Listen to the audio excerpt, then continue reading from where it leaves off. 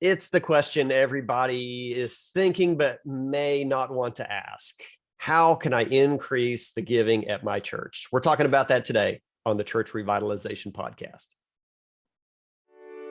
Hello, and welcome to the Church Revitalization Podcast, brought to you by the Malfers Group team, where each week we tackle important, actionable topics to help churches thrive. And now, here's your hosts, Scott Ball and AJ Matthew. Welcome to the Church Revitalization Podcast. My name is Scott Ball. I am joined by my friend and co-host AJ Matthew. And today we want to know, are you leaving money on the table as a church? Which is, I think, maybe a crass question to be asking, or at least one that we don't want to say out loud.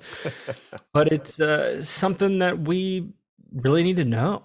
Like, is our church reaching its full potential as it relates to generosity and giving? Mm-hmm.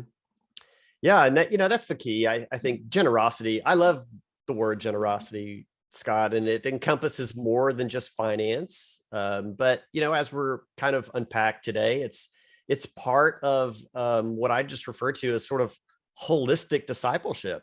It needs to be included. It's biblical and it's good.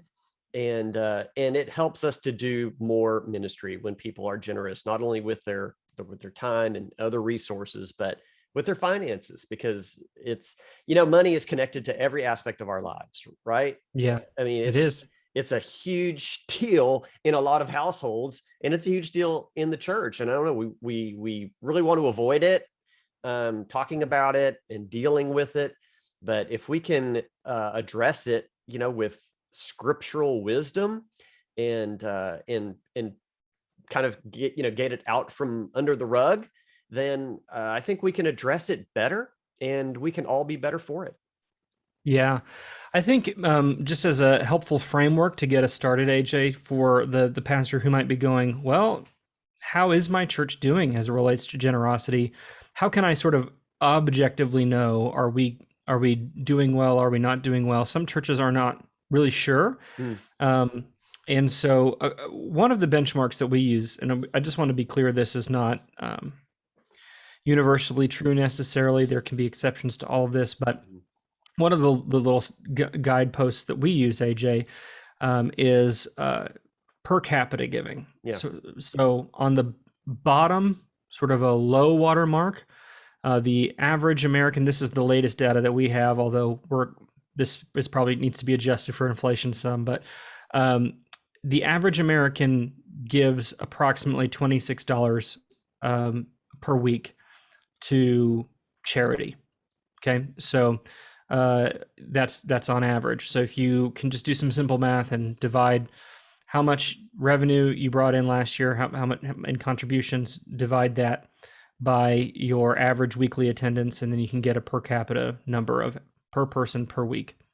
Okay, so if you're above 26, then you're at least above what we would call a low water mark. And that, AJ, in our experience, has been a very easy bar to clear. Would you not say that's the case? It's not uncommon for us to see churches above that mark, and probably less common to see below that, though we see it. Right. I would say if we see really close to that, that's usually a red flag to us. We go, oh, we're just barely clearing it. On the high end, Leadership Network has done some studies and found that the most generous churches in their study averaged approximately $54 per person per week. So just to give some rails to kind of look at where are we at in between $26 per person per week and $54 per person per week. So you got things that we can't know sitting here on the podcast, AJ, is what's the socioeconomic situation of your particular town. Is there a lot of fixed incomes in your congregation? Are you in an area where the average salary is $40,000, or are you in a place where the average salary is $140,000? And all of those things are going to impact what should be your expectations for generosity in your particular church. But I thought it might be helpful to just give some context to know how are we doing. That's something that's pretty objective. I'm glad you brought that up, because we've worked with churches that when we start talking about this average and maybe some benchmarking on that, I've seen churches that were really, really low and they really had no idea. They thought, oh, I thought we were doing pretty good. I'm like, well, Yeah. here's how you kind of compare. And then on the other Right. side, I had churches that were really very generous per capita, and they didn't know that either. They thought, oh, what Right. And else they can we thought, no, do? we don't, we could get more. And sometimes we'll look at the number and go, I don't think you should expect a penny more. Yeah, you're Um, probably maxed out there. So reference them back to last week's episode when we talked about how maybe you can reduce your budget. right. Although in some circumstances, you got to take it case by case. So again, you want to look at what's the socioeconomics of the particular area. And, your overall average could be skewed by 3 people who give just an insane amount of money, and then when you dive into the numbers, you realize that, if it weren't for those 3 people, you would be at $24 per person per week. And, Right. you're 3 people away from being insolvent financially as a church. And so Yeah, you're really so beholden to those people. that's So another. you got to take the whole, you got to take the whole, but Yeah, I exactly. thought it would be helpful for at least just some general parameters here. Yeah, I want to throw in one more thing that you just reminded me of in saying that, because we also come across a lot of pastors who are very removed from finance and budgeting and offering. Yeah. And if you're not aware of your church maybe having a handful of people really supporting it financially and the rest of the congregation, maybe below what would be a healthy giving amount, you should be aware of that. Because you may be thinking we're doing great financially, and if you don't understand the details, you could be missing out on a lot of opportunity, and some of which we'll talk about today, in which to be bringing up the rest of your congregation in their level of financial generosity. So know your particular situation well before you work on anything from last week on reducing budget areas, or this week on increase. Yeah, I'm making myself a note because that reminds me of something I want to bring up in one of our points. Kind of want to dog ear that, what you just mentioned. And I want to be sure I don't forget it. So, but with that being said, maybe AJ, will you start us off here? We've got 3 points, 3 ways that you can help to increase the giving. And none of these are necessarily going to be things you haven't heard before, but there's a difference between having heard it and actually doing it. So, Yeah. Encourage you to stay tuned to the very end, because we want to encourage you and remind you and spur you on to do some things you may not be doing particularly well. So that being said, AJ, why don't you start us off with the first thing? Yeah, our first one is make it easy for people to give. And this is nothing new. You've probably read this in articles and heard it in other podcasts, but it just needs to be said because not everybody still gets it. And what I'm talking about is diversifying the platforms in which you can take in offerings giving at your church. And so, some of you are thinking, oh, no, all right, tell me about online giving again. I'm saying the term online giving is even now so old. Probably don't even start talking about it with your church that way. People are giving by text to give through church apps and other giving apps that are integrated. If you're new to not taking in, just simple, cash and check donations, you're probably behind the curve if you start off saying, well, we're going to move to this online giving. Generations are coming upon you probably at a faster rate than you may be aware of. Even whenever I wrote this week's article, I was thinking about checkbooks. We were just joking with my just turned 18-year-old son about having a checking account, and that's probably a misnomer at this point, because him ever writing a check in his life is probably really slim. I'm genuinely trying to think hard right now, AJ, about where my checkbook is. I'm not. It just doesn't happen Where that it is. often. I put down in the article, anybody under the age of 50 carrying a checkbook, that age might even be higher at this point. Of people who don't carry checkbooks anymore. So, you may be thinking, oh yeah, everybody in our church would, but if you look around at your demographic age, you may be surprised. The nonprofitsource.com states that increase of 32% in churches that are accepting, non-cash and check contributions through other electronic means. So, if you're still there, it's time to move on. And we're not saying, have a bonfire in the parking lot with the envelopes that, you have in the pews and in boxes back.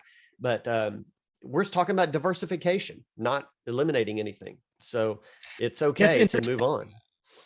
If a church listening to this has made it through the COVID-19 pandemic so far without adding online giving, I don't even know that we could say something that would move them in that direction. But you make a good point in that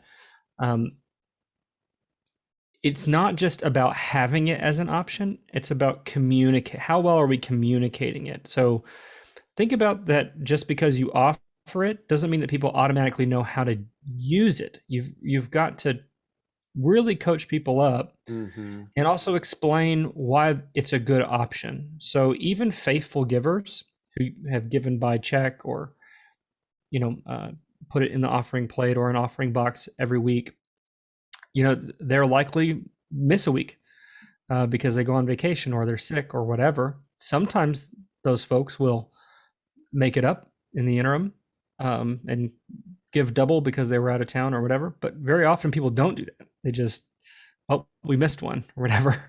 Yeah. So talking about the consistency of giving that can happen by scheduling it and using these technologies.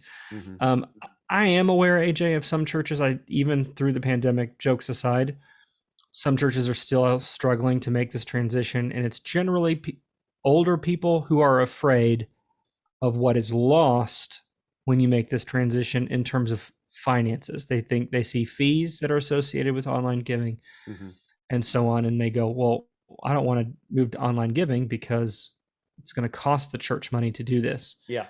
3%, 2%. Yeah. Right. Very often, most of the online giving platforms you're going to use, again, I know this is a very small fraction of churches who are in this camp at this point, but very often now the options that are available will allow the individual to say that they will cover the costs of the transaction in their donation, to give a little extra to cover that transaction fee. I know I do that. Like I'm signed up at our church for online giving, and there was a box, hey, will you pay, X amount to cover the processing fees? Yes. So that's mitigated even by that. But additionally, as you mentioned, AJ, there's typically an overall increase of donations by 32%, which way surpasses any costs that might be associated with adding that. So be sure that you have these convenient ways to give. I know that I think some people respond to that and go, well, should we make it easy?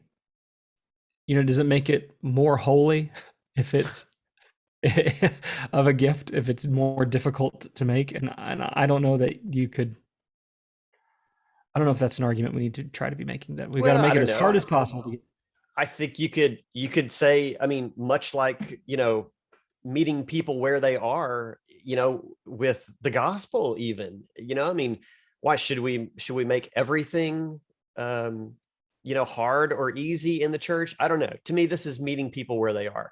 If trying to get, a 37-year-old to bring a checkbook to church or get cash or, to remember to write that check once a month, or that's completely out of the norm for them, then I think this falls into, let's meet people where they are. Let's be a church that's relevant in the culture and get on down the road. Yeah.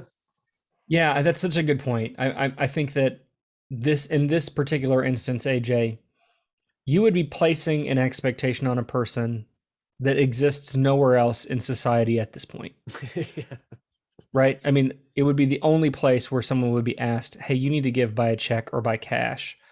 Literally everywhere else. You go to a garage sale anymore and people are Venmoing or Cash App or whatever. They're not paying with cash or checks. Great point. My last garage sale, I took in a couple $100 on Venmo and Cash App. I wasn't even aware of Cash App until somebody was like, oh, Venmo, do you take Cash App? And I'm like, no, but give me 35 seconds and I will.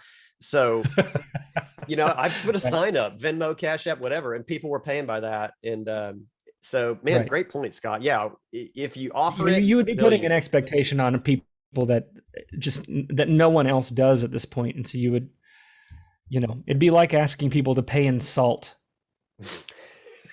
you know, like we're expecting a salt offering here, you know. No, like it's just not a thing that we do. Yeah.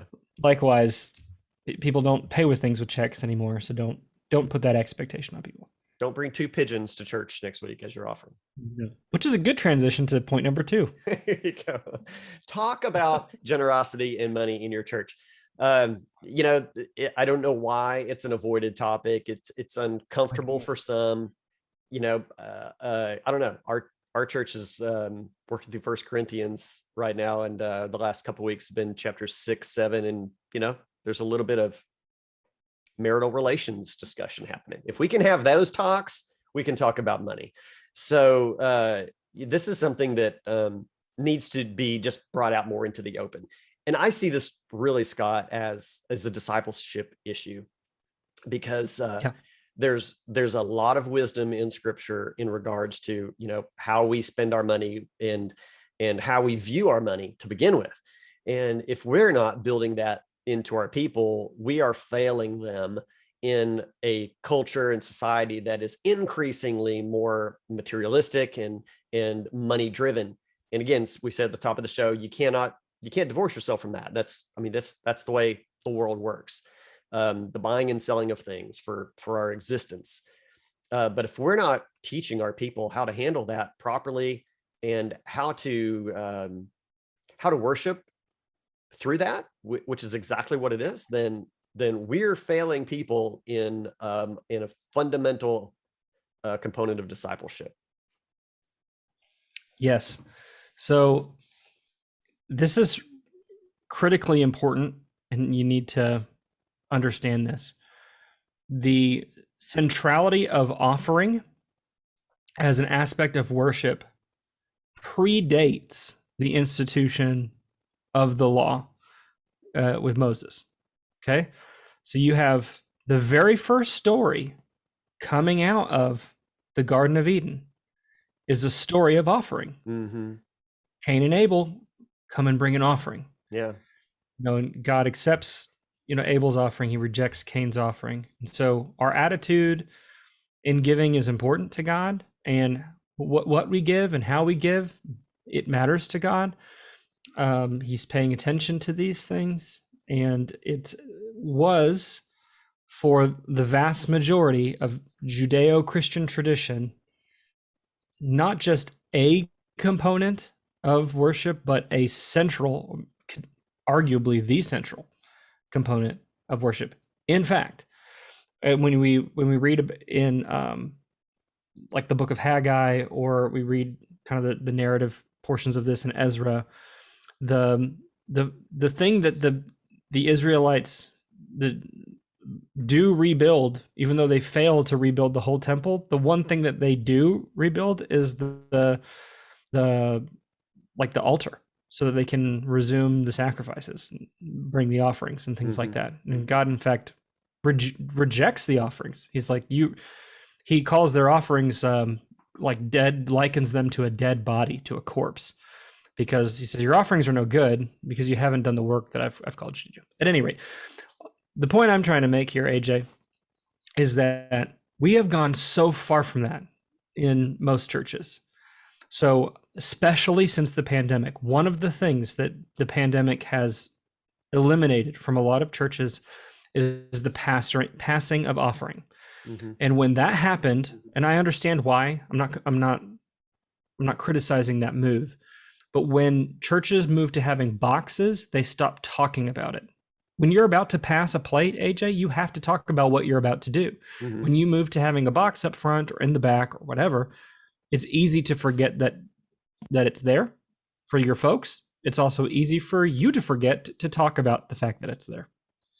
And this is not good, not only from a dollars and cents perspective, but from a biblical view of what worship is, and the centrality of offering as a component of our worship. So I understand that people give online, and so they don't have anything to put in the offering basket. But even the discussion about offering, even if people are giving online, there is still an acknowledgement of that aspect of our worship that happens when we talk about it, that cannot happen if we are not talking about it. Yeah, Does that make absolutely. sense? Yeah. People should not just treat, I mean, I'm all for online giving. We've just made this point, but people should not think of it as just a bill that they're paying. Mm-hmm. They should be reflecting on their offering, even if the means of their offering is digital. Reflecting on their offering as an aspect of their worship each week is important. Yeah. So, sorry, I feel like I maybe have been rambling on this, but it's important that we talk about it, not just from a dollars and cents perspective, although I believe very firmly that it will have an impact on that. But we are not doing worship biblically if we are not talking about offering regularly. Right. Mic drop, Scott. Oh, sorry. Can I make one just other small point on this? Be my guest. Okay. So we think about the offering, the sacrifices being just mainly a spiritual thing.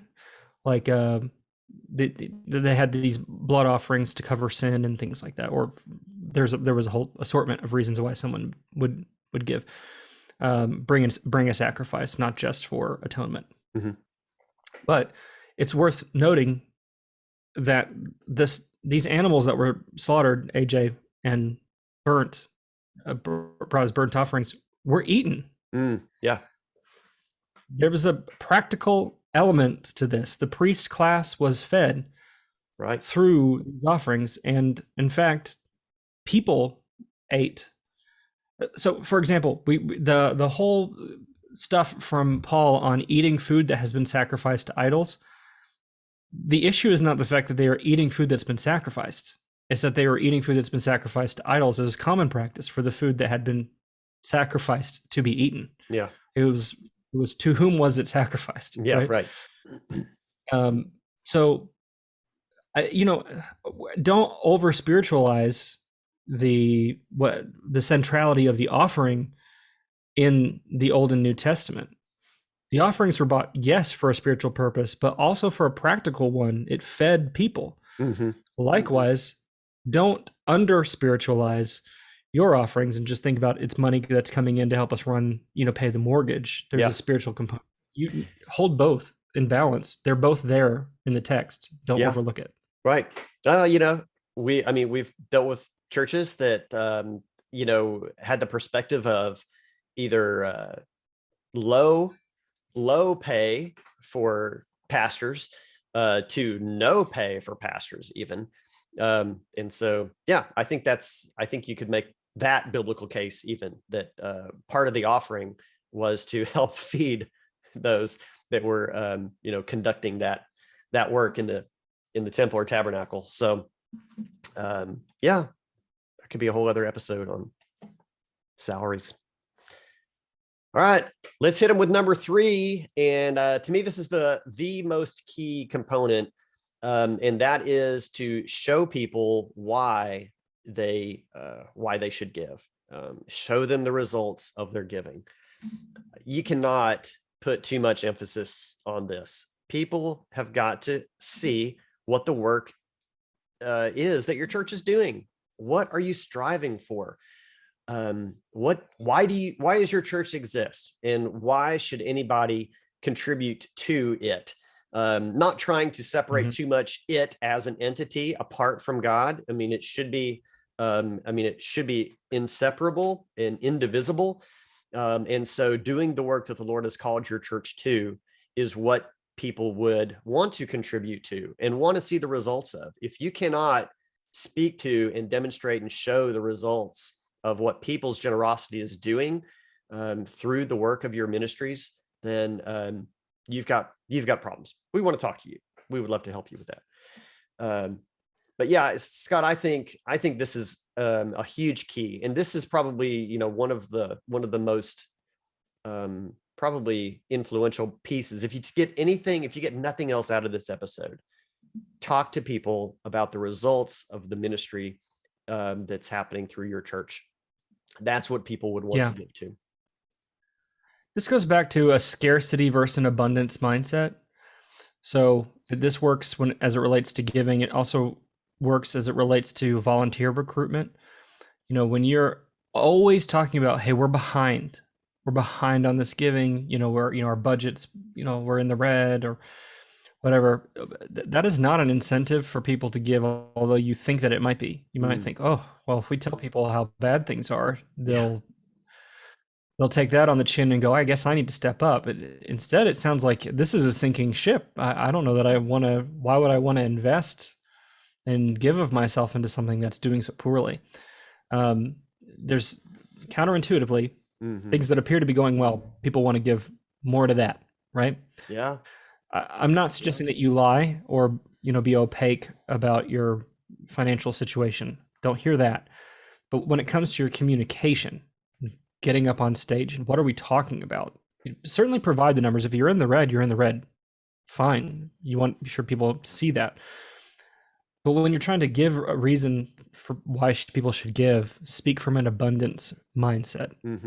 We want to reach this community. We want to, empower this missionary. We want to, accomplish XYZ in our children's ministry or with our students. Talk about the things that can happen, that this ministry can enable, that won't be able to happen without your generosity, and show, you invested this, and here's a, we got a tenfold. Jesus talks about sowing the gospel and there being, an increase on the sowing of that gospel. Do the same. If someone invested a little bit and there's a yield on that, a kingdom yield, a gospel yield on that, share that. And so that people want to sow more into the ministry so that you can have an even greater yield. AJ, you have a really good, anecdote story that shows how this can happen. Why don't you share that? Yeah, for sure. Yeah. The church that my family previously attended for a long time did a capital campaign of sorts several years back. It was a debt reduction campaign. And so that, typically, Scott, you want to build a building, you want to have something cool, like, hey, we are going to raise this money and here's what we're going to get from it. Those work a lot better than, hey, let's retire the mortgage, let's get out of debt. That's just it's not as exciting, not as interesting. And those campaigns on average would not perform as well as the let's build something campaigns. And so for our church, there's some stats on that too. I want to say it can almost be like 40% less. Yeah. Don't hold me to those numbers, but on average, they don't do as well. Yeah. So, but you can kind of flip that and turn a debt reduction into a gain. So our church is a very missional church to begin with. The culture of the church is very missions oriented. And I think it was about $1 million a year in mortgage debt, what was getting paid off. Large church, large budget. So the campaign was to raise $2 million over 2 years to retire the debt. And the difference in this campaign was that it was known that that's what would happen, but what was spoken of was the results. What was going to happen? How was the world going to be different? Because our church no longer had $1 million a year mortgage payment. And so what they came up with was giving away our mortgage, what we were going to pay on our mortgage, giving it away after we retired it. The church asked to raise $2 million over 2 years. They raised $2.5 million in 20 months. And the result of that was that the mortgage was paid off. Because people maintained their regular giving, $1 million was given to local and global missions that following year, and then increased the missions budget by, I think, around 100%, if I'm not mistaken. They doubled the missions budget for the ongoing budgeting structure of the church. So no one gave anything to that, Scott, because they were like, yeah, no more mortgage. Everybody can't wait for no mortgage. Yeah. Everybody gave to giving away $1 million around the world. And so it was wildly successful. And, now you've got all this fuel. You can come back and talk then for years to come about lives that were changed, transformation that happened, people, having things improved, and gospel expansion because of what happened with that, and then the ongoing ability to do that. So And this goes even with the current church that I'm at. Every week, you will probably hear every week about the results of people's generosity. It's a results driven conversation that happens and demonstration that happens.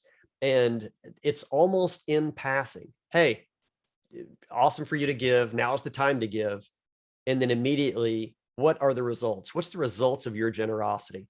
If your church has no results to speak of, then you need a significant shift. But even in the slightest way that you can speak to the results of the ministries of your church, start this Sunday talking about that, and you'll see an increase over probably a short period of time, and you'll have more things to talk about. And this is a snowball rolling downhill then at that point. So hope you'll take this to heart, because results driven ministry asks are where you'll find traction and success. And that's what people want to see. That's what they want to be involved with. So this is the way to go. Paul, I just want to kind of note, Paul was good at this.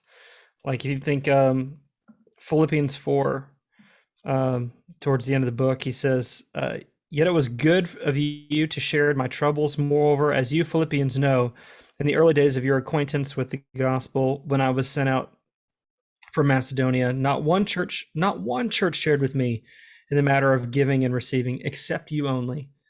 For even when I was in Thessalonica, you sent me aid more than once when I was in need. Not that I desire your gifts. What I desire is that more be credited to your account.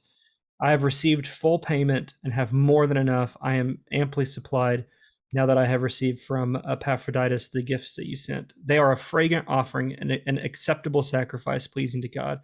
And my God will meet all your needs according to the riches of his glory in Christ Jesus.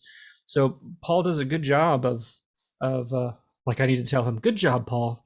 But he was a master at recognizing the generosity of what was happening in the church at Philippi and acknowledging the gospel work that's able to happen all across, the world that his ministry was impacting, the Roman world, so to speak, because of their generosity. It was able to help enable the ministry and expand the ministry in other places. And so there's biblical precedent for this, to not just communicate need. Here, we need this, we need that, but to acknowledge what the impact of your existing giving is, and tying that into the spiritual thing. Do you see how Paul did that? He talked about that as an acceptable sacrifice. Mm-hmm. This idea that the money that they gave, the supplies that they gave, the aid that they gave was an acceptable sacrifice. And so we need to be recapturing that, I think, and don't just think of it as dollars and cents. Don't just think of it as lines in a budget. This is it's an offering to the Lord, a fragrant offering to the Lord. And there's going to be gospel fruit because of people's investment in your ministry. So a bonus tip, AJ, as we close out, that I forgot to mention because I was rambling about the Bible. I've said, hey, I'm gonna make a note so I'd be sure I mention this. Consider this a bonus tip then. You may not know, very often the pastors don't know how much, you mentioned this in the intro, AJ, pastors are not aware of what the giving situation is in the church. Mm-hmm. In particular, they don't know like who is giving what. And I'm not here to fight that battle and say that pastors should know. I think there's a good argument to be made that pastors don't know exactly what people are giving. What you can ask for from whoever, your financial secretary or whoever it is that runs this, your treasurer, is categories. So find out, break your monthly contributions or yearly contributions into categories. Like 20% of our people give $100 a month or less. 40% of our people give between $200 and $500 or whatever. Mm-hmm. Find out what those buckets are and try to move as many people as you can from one bucket to the next.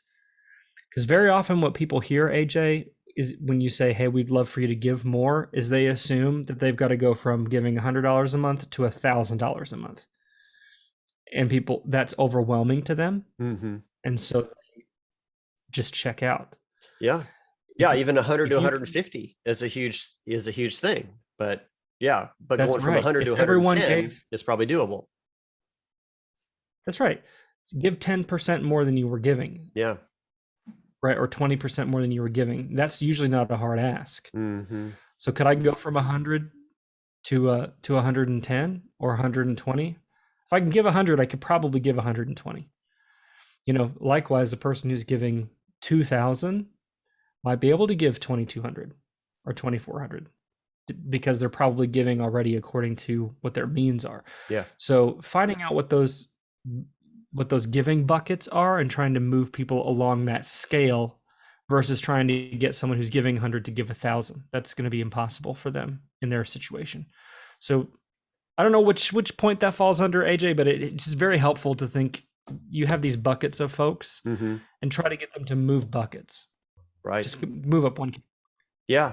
Yeah. That's good. That is good. All right. So, Scott, this week we've got an awesome promotion available to our listeners for Church Marketing University and their upcoming Church Marketing Conference happening on September 20th through the 22nd. So, this is a sweet deal. Who wants something for free? Raise your hand. Okay. Everybody. Thank you. So, if you go to malforsgroup.com/CMU, as in Church Marketing University, you can sign up for free to attend their free conference and super awesome bonus starts September 7th, Scott, access to Church Marketing University, the entire site for free for the month of September leading up to the conference. Why would that matter to any of our listeners, Scott? What can you get at Church Marketing University and now for free for several weeks in September? Yeah, I get asked questions. A lot of the churches I work with will ask me marketing questions, and I'm ashamed to admit I sometimes try to answer them, and I cannot speak to the quality of advice I have given as it relates to that. I mean, ask me a question about leadership pipeline or developing a mission statement or discipleship pathway. I feel that's our wheelhouse. You ask me a question about what should I do about Facebook ads, and if you get an answer from me, you should not trust it. I'm just going to be honest with you. So, you know who you should trust is the people at Church Marketing University. This is what they do. They're not telling you how to write a mission statement or develop a discipleship pathway because that's not their wheelhouse. But they will tell you how to work on Facebook ads, that get better at communication. Creating some how to communicate about discipleship, how to communicate about outreach, these kinds of things. Maybe how to communicate Church Marketing University increase offering in your church. That would be a good one. Pass those. That's right. Right. Yeah. So Church Marketing University is an online resource that empowers churches with content and templates and all kinds of things. And they have this online conference, which again is free, September 20th through the 22nd, but you have access to their whole site and all of their courses and such from September 7th all the way until October 7th. So you have a whole month of access. And again, it's totally free. So go to malforsgroup.com/CMU. Small shout out, Molly Pellick, who she does marketing for us. She helps us get the podcast up. She's the one that she helps us with our emails. She helps us with social media stuff. She does an incredible job. She also works with the Church Marketing University team. So we love Molly. We love the work that she's doing for us. We love the work she's doing for Church Marketing University. They feel a little bit like cousins to us in that way. Like we've got some connection to them through Molly, and really genuinely love. We're not here to just support an event. We believe in this resource as something that's good that could help your church. Yeah, so take advantage of it. It's free. So sign up, malforsgroup.com/CMU, register for the conference and get free access to Church Marketing University for a whole month from September 7th to October 7th. There you go. You'll be glad you did. You have been listening now. You've been listening to the Church Revitalization Podcast, episode 104, and you can read today's show notes at malforsgroup.com/104, where you can read the article. You can link into the YouTube over there and watch Scott and I awesomely talk about this visually. Check us out on the YouTube. Check out the team discussion guide that's in the description. Hit that notification bell, subscribe, do all of the things. Also, we haven't asked this in a while. If anybody is still listening at the tail end of this episode, please leave us a review on the podcast on whatever platform, particularly if you're listening on the Apple platform. It helps us out. So if you've been listening for a while, we know that there are a lot of you who do. And the number of people who listen on average per week does not match the number of reviews that we have. So we'd love for you to do a review. There you go. That would be great. That'd be nice. We'd love that. Thanks for being with us, everybody. We'll see you again next week.